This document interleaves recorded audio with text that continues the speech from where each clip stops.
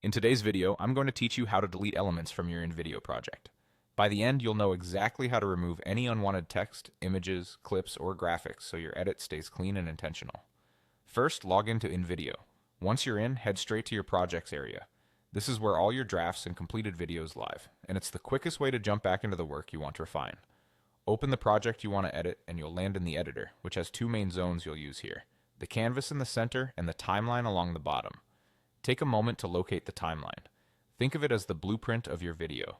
It shows all your elements laid out in time. You'll see tracks for things like video, images, text, and audio, each represented by blocks that line up under the playhead. This is where you can precisely target the element you want to remove.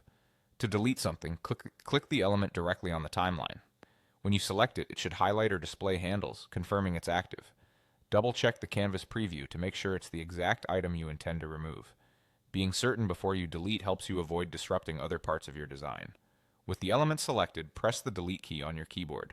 Instantly, the selected block disappears from the timeline, and the corresponding object vanishes from the canvas. This keeps everything else in your project intact and preserves the timing of unrelated layers. You can also select elements visually on the canvas itself.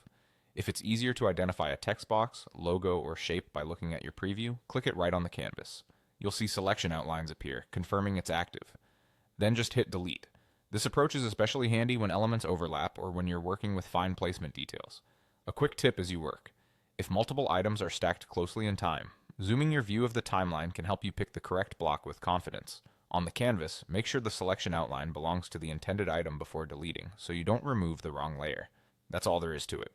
Log in, go to your projects, open the one you want, find the timeline, click the element, and hit delete, or select it on the canvas and delete. With these simple actions, you can keep your project organized, remove distractions, and focus on what matters in your story.